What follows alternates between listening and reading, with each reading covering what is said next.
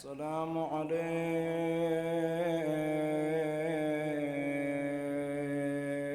يا مولاي يا أبا عبد الله، يا غريب يا مظلوم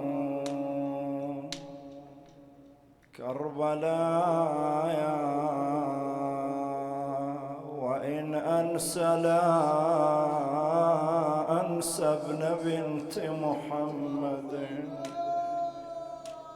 مطلا على أصحابه وهو ينحب، يقلب طرفا بين أوصال صحبه،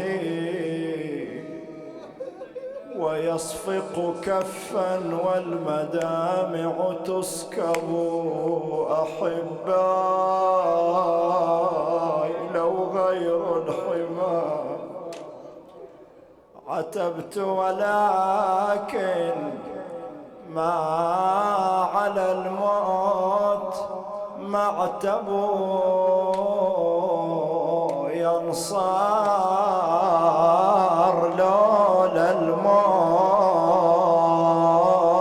بيني وبينكم حال، لا عتبت شيب من نهروس لطفه، لكن نصب عيني أراكم فوق الرماء، ورد الأخيامة بس ودع للنساوي. الحكم لله لا حول ولا قوة إلا بالله العلي العظيم. قال إمامنا ومولانا أبو الحسن الهادي صلوات الله وسلامه عليه: وأسماؤكم في الأسماء، صلوات الله وسلامه عليهم أجمعين. لا زال كلامنا في تسمية آل محمد وأسماء آل محمد صلوات الله عليهم أجمعين، وبقي علينا مقدمة نذكرها ومن ثم ندخل في صلب البحث. المقدمة هي في رفض وقبول روايات الفضائل، فضائل أهل البيت سلام الله عليهم. مر عليك أن آل محمد إنما عاملونا وخاطبونا وحدثونا بقدر عقولنا نحن. إذا كان هذا هو الحال، المفترض كل ما بلغنا عقولنا تقبله. الحال اللي نشوفه بأن كثير من المؤمنين يعاني في قبول كثير من روايات الفضائل والمعاجز والمقامات العالية، بل بعضهم يوصل بالحال إلى رفضها والاشمئزاز منها. هذا شي يقول، هذا كلام مو صحيح، هذا كلام خرط. والواقع بأن أغلب الرفض اللي يصير إلى روايات الفضائل وروايات المقامات يرجع إلى سبب واحد، وهو نسيان أو الغفلة عن قدرة الله تعالى. من وين استفدنا هذا؟ من رواية جوادية عن إمامنا الجواد سلام الله عليه. أذكر لك الرواية ونعلق عليها. إمامنا الجواد واقف على شط دجلة ويا واحد ملعون اسمه عمر بن الفرج الرخجي عليه لعائن الله. عمر بن الفرج الرخجي يقول له أبا جعفر أكو جماعة من عندكم انتو الشيعة يقولوا بأنك تعرف وزن ماي دجلة. هو مو قابل، جنابه عمر بن الفرج الرخجي عليه لعن الله مو قابل إن الإمام يعرف وزن ماي دجلة. الإمام رد عليه بسؤال، قال له هل يقدر الله أن يجعل ذلك عند بعوضة لو لا؟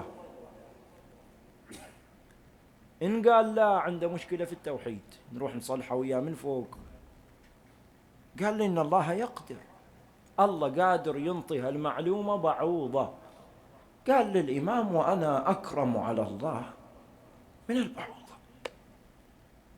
هل مقياس هذا اللي جعل الإمام هل يقدر الله أن يضع هذا الشيء عند بعوضة؟ هذا لو صار أمام أعين المؤمنين كثير من فضائل آل محمد ومقاماتهم يقدر ياخذها ويهضمها ويتعقلها. مثلا بعض المؤمنين يقرأ في القرآن ويقرأ في الروايات وما عنده مشكلة بأن عيسى خلق بإذن الله من الطين كهيئة الطير. يجي إلى سيرة الباقر أكو رواية موجودة، جابر يقول رأيت من الطين صنع فيل، يرفض هذه يقبل هذه. الواقع شنو؟ الواقع الميزان واحد. اللي أقدر عيسى يسوي طير يقدر يخلي الباقر يسوي فيل. اثنين، المسألة مو بالحجم، تسوات طير أصعب من تسوات فيل. أسوي عظمة كبيرة ولا أقدر أسوي قفص صدري مال عصفور، صعبة. أسوي مخفيل سهلة من الطين حجمه بتصوره زين. طير قبلت في عيسى لم تقبل في الباقر سلام الله عليه. الواقع المقياس واحد، لكن الغفلة عن قدرة الله جل وعلا تخلي العقل يرفض كثير من الروايات اللي تتحدث عن فضائلهم ومقاماتهم سلام الله عليهم. ليش جايب هالحكي؟ بمر عليك في الليلة والأيام المقبلة أن اسم المعصوم مثلا به استقر العرش. يجي لي واحد يمكن يقول لي ما يصير عرش وكذا باسم بس، قال يعني باسماء استقر العرش. احنا نقول هي شنو؟ قدرة، هي بركة.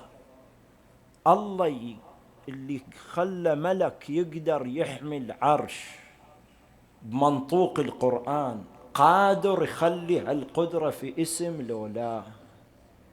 الله خلى بركة في ليلة، وخلى بركة في شهر، وخلى بركة في شجرة، وخلى بركة في بقعة، كل بمنطوق القرآن.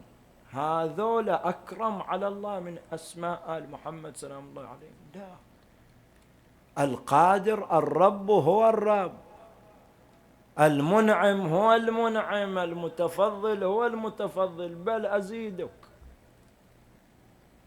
ملائكة اللي احنا نسمع حملة العرش، الروايات تقول ما استطاعوا أن يحملوه إلا بذكر علمهم الله إياه. ايش هالذكر؟ راجع الروايات، راجع البحار، راجع الكافي. علمهم الصلاة على محمد وآل محمد.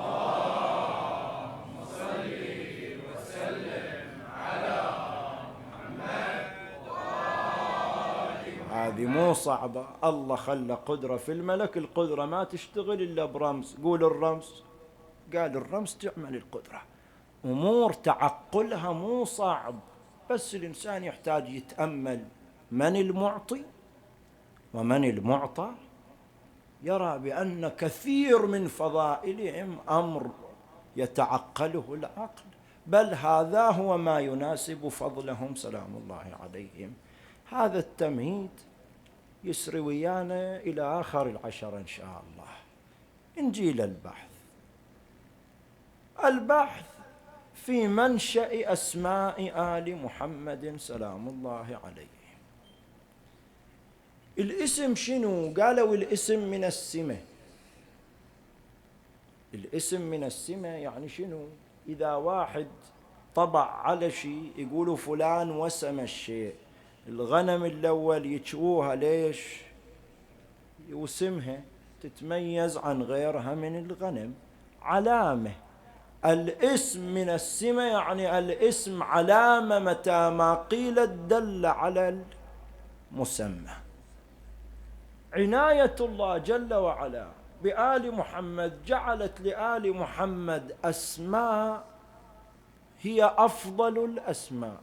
الله يحبه، خلقهم أنوار، من خلقهم أنوار قال هذا نور محمد، هذا نور علي، هذا نور فاطمة، هذا نور الحسن، إلى الحجة المنتظر عجل الله تعالى له الفرج. أسماهم الله منذ متى؟ من بدء الخلق. ماكو أرض، ماكو سماء، ماكو ملك، ماكو نبي، ماكو عرش، ماكو شيء. أنوارهم وأسماؤهم سلام الله عليه. هنا عندنا أكثر من سؤال. السؤال الأول: شنو أثر التسمية من الله؟ عرفت أنا أن الأئمة أسماءهم من الله، وبعدين نقول كل اسم من أسمائنا ما عندنا علاقة وياه، يعني ماكو علاقة في كل البشر بين اسمه وذاته ونفسه وروحه وجسده، بل قد يكون الاسم مخالف إلى المسمى تماما. يسميه صادق، أبوه مسكين مأمل في خير يطلع كذوب. يسميه حسن، ليس فيه من الحسن شيء. يصير لو ما يصير؟ يصير. الأب مسكين ما يدري، ما هو عالم بحقيقة هذا الجسد اللي أنا بسميها الآن بهذا الاسم. ما عندنا أي علاقة بين أسمائنا وأنفسنا، علاقة كعلاقة العلة والمعلول ماكو أحد إلا النبي وآل النبي سلام الله عليه. شلون؟ قالوا عندنا شيئين. الأمر الأول إن الله عالم. الله عالم يعني يعلم ما هي نفس فلان، ما هي حقيقة فلان، ما هو جسد فلان، ما هو حال فلان في الدنيا، يعلم. اثنين: الله حكيم. إذا قلت الله حكيم، الحكمة وضع كل شيء في موضع في محله. زين، إذا الله يعلم بأن علي ما يصير يسميه مو علي، أسماه علي والاسم في محله. يعني إذا كانت التسمية من الله يعني أن الاسم منطبق على المسمى انطباق تام. علي في الدنيا، في الآخرة، في البرزخ، في كل محل علي. أي أحد تسأله لما أسميت بكذا ما يقدر يجيب لك علة راجعة إلى نفسه. والله اسم الإمام، لو اسم جدي، لو اسم والدي، لو والدي عجبه الاسم هذا. بس آل محمد يجي اليهودي يقول للنبي لما أسميت محمد؟ قال أنا محمد في الأرض، أحمد في السماء، بشير أبشر من أطاع الله بالجنة، نذير أنذر من عصى الله من النار. لما سميت فاطمة فاطمة؟ يجيك روايات ما شاء الله، فطمت بالعلم، فطمت من الأدناس، تفطم شيعتها من النار، فطمت من النار. هذه كلها حكم إلى هالاسم هذا. ليش؟ لأن المسمي هو الله، الاسم منطبق على المسمى، الاسم لا يفارق المسمى في آل محمد سلام الله عليهم، وتبقى العلة التامة من تسميتهم أمر لا يعلمه إلا الله ومحمد وآل محمد. اللهم صل وسلم على محمد وآل محمد. السؤال الثاني اللي لابد من الإجابة عليه، إذا نقول بأن أسماءهم من الله، شو نسوي ويا الأخبار اللي تقول بأن هناك من تسمى بأسمائهم من قبلهم؟ يعني قبل ما يولد النبي في 10 اسمهم محمد، قبل ما تولد فاطمة عندنا فواطم، فاطمة بنت أسد وفاطمة بنت فلان وفاطمة بنت فلان، واجد. عندنا علي في الجاهلية قبل ما يولد أمير المؤمنين. شو نسوي؟ من جهة نقول أول من تسمى بهذه الأسماء هم، من جهة ثانية نشوف الواقع، لا والله عندنا فلان مسمي، فلان محمد، فلان علي، فلان محمد بن أحيح، محمد بن أشجع، محمد بن ما شنو.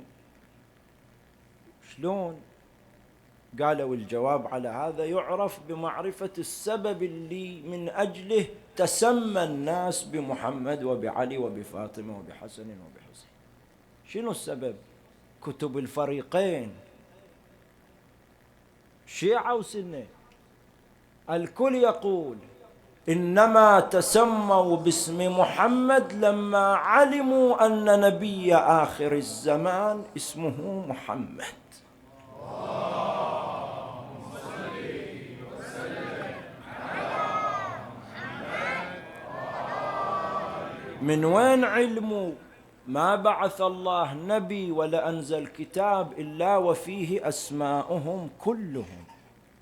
في بني إسرائيل يقولوا بني إسرائيل لما علموا أن المنقذ اسمه موسى بن عمران صار الرجل يسمي عمران وعمران يسمي موسى، عسى ولعل ولدي يطلع نبي. نفس الفكر هذا في الجاهلية، نفس الفكر تماما في الجاهلية. علموا بأسمائهم، علموا بعظمتهم. أكو أحد اسمه محمد يجيب هالصفة وهالصفة وهالصفة، أكو أحد اسمه علي يجيب هالصفة وهالصفة وهالصفة. اقتداء بتلك الأسماء سمى الناس أولادها قبل مولدهم سلام الله عليهم بأسماء محمد وآل محمد.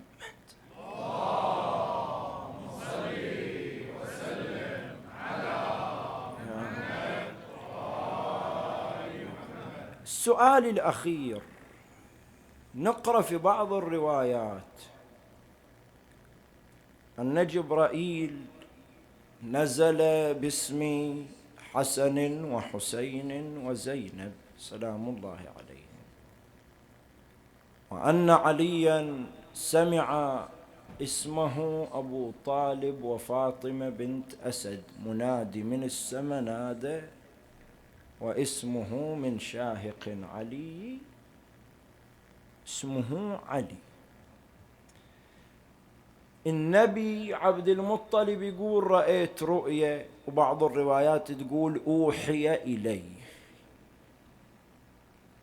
بس ما هو في الروايات التي بين أيدينا جبرائيل نزل في 3 والوحي والنداء في 2. عندنا سؤالين هنا. الأول، هذا شنو أثره، شنو معنى إذا جبرائيل نزل باسم الحسن والحسين أو زينب أو نادى منادي من السماء؟ 2، باقي الأئمة شلون؟ نجي للسؤال الأول. قالوا نزول جبريل أو النداء من السماء بالاسم ما هو إلا كاشف. كاشف يعني شنو؟ يعني أمر كان معلوم. خب أسماءهم معلومة عند النبي، معلومة عند أمير المؤمنين سلام الله عليه، منذ أن خلق الله الخلق أسماءهم معلومة، الناس تعرف أسماءهم. لكن شلون ربك يكشف إلى الناس ترى هالاسم هذا من عندي أنا من الله؟ ينزل جبرائيل، ينزل منادي من السماء على أنه كاشف، يكشف للناس أن الاسم من الله. مثل شنو؟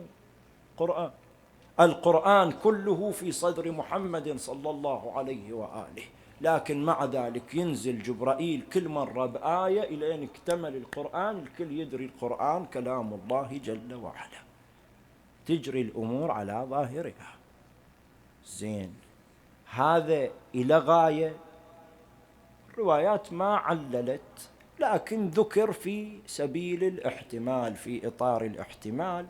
قالوا من غاياته تشريف جبرائيل. جبريل ملك أمين وحي الله، الله يريد شرفه يقول له إلك هالخدمة هذه تخدم بها أشرف الكائنات، تنزل باسم ولده وتهنيه عن الله جل وعلا. جبريل يتشرف، مو المعصوم يتشرف. لا، جبريل مو كفو يشرف المعصوم، جبرائيل يتشرف بنزوله إلى تلك البيوت. جبريل خادم عبد في بيتهم، عبد وخادم إلى آل محمد، هو يتشرف. هاي واحد. غاية ثانية قالوا الكشف إلى الناس. غاية ثالثة قالوا بيان عظمة الحدث. فطرس تقرأ في قضيته، يسأل جبريل ايش صاير في الدنيا؟ قال لي إن الله وهب محمدا مولود وقد أمرنا. إجلال إلى هالحدث، ينزل جبرائيل بالاسم. هذه بعض الغايات. زين، السؤال الثاني، باقي الأئمة شلون؟ موسى بن جعفر ما عندنا رواية نزل جبريل، ولا عندنا رواية نودي. الرضا، السجاد، الباقر، روح نمشي كل الأئمة. نقول في الجواب على هذا، أولا نزول ملك بالاسم أو نداء من السماء، هذه تحمل على أنها خصوصية. زين، خصوصية يعني شنو؟ خصوصية يعني ذلك فضل الله يؤتيه من يشاء. زين، الخصوصية تدل على تفضيل؟ لا، هذا اللي نريد بس نلفت إليه. الخصوصية لا تدل على تفضيل. لا واحد يوم من الأيام تسمع منه خطر في ذهنه أن الإمام الحسن أفضل من موسى بن جعفر لأن الحسن نزل جبريل باسمه وموسى بن جعفر جبريل ما نزل باسمه. قول له الحكي هذا خرط، مو صحيح. زين، شلون؟ نقول الخصوصية هي فضل من الله. الله خص الحسين بجواز أكل تربته، حرمها في تراب قبر النبي. أكو عاقل بفضل الحسين على رسول الله؟ مو عاقل. هذا فضل محمد لا فضل من بعده. شو نسوي؟ قال خصوصية. تخصيص شخص بشيء دون الآخر مو عزيز. الله خص محمد بخصائص، خص عليا بخصائص، خص حسينا بخصائص. مسألة أيه أفضل هذا شيء مفروض ما نحكي فيه إلا إذا جانا نص من المعصوم. بس يجيك نص يفضل أمير المؤمنين على كل الأئمة، تقول عندي رواية أستند إليها وأعتمد عليها وهذا قول المعصوم. أكثر من هذا ما حد يقدر والله يستقرأ الروايات يقول لك فلان أفضل من فلان. الأكبر لو العباس، العباس لو الأكبر، حكي ما يودي ولا يجيب. هذا خصائص لا تعني التفضيل، ذلك فضل الله يؤتيه من يشاء. هذا جواب أول. عندنا جواب ثاني، نقول في باقي الأئمة كل ما نقدر نقوله ما ندري. ليش ما ندري؟ ما بلغنا. كون الشيء ما وصلنا ما يعني إن الشيء ما صار. أمور كثيرة صارت ما نعرفها. بعبارة ثانية، ما حد يقدر يجي يوم من الأيام ينفي نزول الاسم من الله في موسى بن جعفر. ينفي، ما حد يقدر ينفي. ليش؟ لأن النفي دعوة، الدعوة تحتاج إلى دليل. لكن أكثر ما يقال لا نعلم. ربما جرى فما بلغنا، ربما ما جرى. على كلا التقديرين، جرى لو ما جرى، هي خصوصية خص الله بها بعض، والبعض الآخر لا نعلم نزل أو ما نزل. خصوصية ذكرنا فيها بعض الغايات، لعل وعسى الغايات هذه ارتفعت أصلا، ما كان إليها حاجة في ذاك الوقت، فما نزل جبرائيل وما نادى منادي.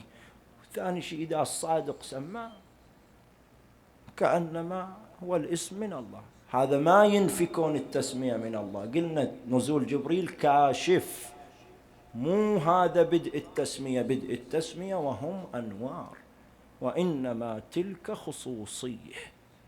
هذا شفناه في تاريخ الأئمة، في حياة الأئمة. وإلا لو كانت الخصوصية تدل على تفضيل كان فضلنا حبيب على الأكبر. ليش؟ الحسين ثاني محرم عقد 12 راية، راية الهاشميين الراية العظمى عند أبو فاضل، الباقي عند الأنصار. الأكبر ما إلى راية، وبقت راية مدخرة لمن؟ لحبيب. إن لها صاحبها. كل يوم يجوا الأنصار: أبا عبد الله من بها علي لأؤدي حقها. قال: إن لها صاحبها. هذا الحكي ثاني محرم. وصل كتاب الحسين إلى حبيب. الأسدية قايلة إلي: يأتيك كتاب من رجل كريم. طرق الباب، فتح الباب، أخذ الكتاب. ممن؟ قال له: من الحسين. قبله، ضمه، فتحه، قرويا: من الحسين بن علي إلى الرجل الفقيه حبيب بن مظاهر. أما بعد، فقد نزلنا في أرض كربلاء، وقد أحاطت بنا خيول الأعادي، فلا تقصر في نصرتنا. أغلق الكتاب، دخل: ها يا حبيب. قال لها: كتاب من الحسين. إن شاء الله الحسين بخير يا حبيب. قال لها: الحسين نزل كربله. قالت: عجل عمر الوادي أبو علي. قال: لا يا أسدية، وقد أحاطت به خيول الأعادي. شوي إلا الباب تطرق: من؟ أبناء عمومتك، ما تريدون؟ قالوا: لسمعنا بأنك عزمت للخروج والقتال مع الحسين. قال لهم: الحسين سلطان ويزيد سلطان، وما لنا والدخول بين السلاطين. الأسدية تسمع، بس دخل حبيب ولا هي شايلة قناعها. حبيب: تلوق لك المقنعة يا حبيب. والجلوس مع النساء التي لا جناح عليهن. أسدية شو تقولي؟ قالت: تجلس وتترك الحسين وحيد فريد في كربلاء. أو نسيت قول رسول الله: حسن وحسين سيدا شباب أهل الجنة. قال لها أسدية: أخاف عليك من الترمل. يريد يختبر نيته. أخشى على أولادي من اليتم. قالت: حبيب، دعنا نأكل التراب واذهب لنصرة الحسين. وصدق أرسل عبد حبيب. ما جاء يوم ثامن إلا الحسين عيونه تربى ناحية الكوفة. إذ لاحت الغبر نادى: يا بني هاشم قوموا واستقبلوا حبيب وما حلا ذيك الشمايل. يوم طب الكربله طلع عباس البطل بولاد اخوه يستقبله. مرحبا يقل الشهيد وزينب تقله. وصل مستبشر لابوه سكنه وتناول. جاء إلى الحسين قبل التراب بين رجليه. أجلسه مجلس الوزير من الأمير. صار تباشر عند بني هاشم. سمعت زينب نادت بضعيف الصوت علي. لبيك عمه. قالت أشوف تباشر عندكم، إن شاء الله فكوا الحصار على الحسين. قال لا يا عمه، وإنما جاء عمي حبيب. قالت عجيب، حبيب صاحب والدي، أبلغ حبيب عني السلام. دخل الخيمة زحمة واسم زينب ما حد يسمعه. جاء فسره في أذن عم حبيب إن عمتي زينب تبلغك السلام. ولا هو يجهش ما بك. قال من أنا حتى تسلم علي زينب؟ منو أنا وزينب السلم؟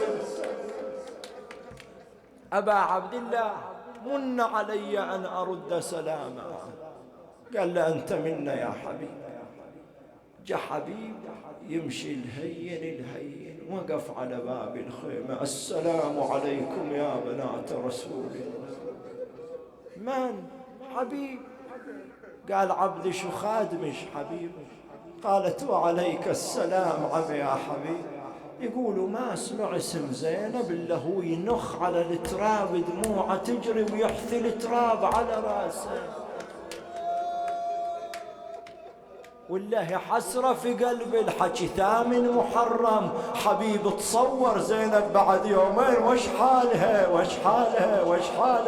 ولا هو يطلعها من قلبه.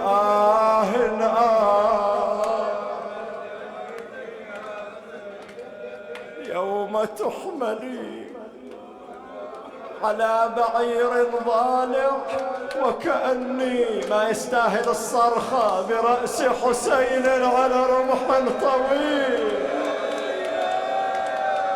وكأني برأسي تركله الفرس بركبتيها.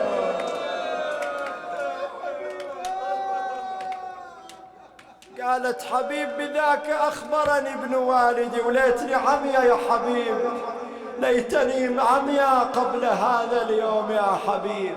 حبيب لي عندك وصية، ما عندك مولاتي. قالت حبيب لا تقصر في نصرة الغريب. قال لها مولاتي كلنا فدا إلى أبي عبد الله. ووفى حبيب. جاء يوم عاشور وحان وقت صلاة الظهر. استأذن حبيب مولاه وانقلب حبيب إلى الميدان. صرخ عليه ويلي عليه. دخل في أوساطهم، خرج من أعراضهم، شد عليه التميمي ضربه على راسه. صار يتمايل يمينا وشمالا، بصر به ابن نمير فطعنه في خاصرته، خر على وجه الأرض. جاء التميمي يقول رأيته يتحرك، كلما قرب منه رجل أبعده بحديده، صار يرميه بالحجارة حتى خمدت أنفاسه. قبض على شيبته وعزل رأس حبيب.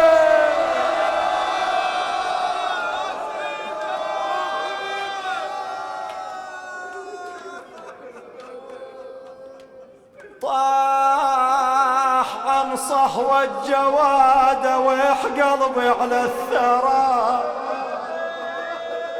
وقع يتعفر يشيع ضلوع صدره مكسره، والنذل بالسيف جاله وظل يهبور.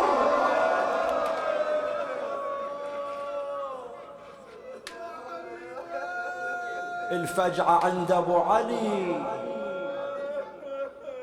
قال له يا حبيب انهض يا ضيغم لا تخلوني وحيد. وصلت الأعدى خيمنا وانتو نمتوا على الصعيد، حبيب حبيب باكر يدخلون زينب حاسرة مجلس.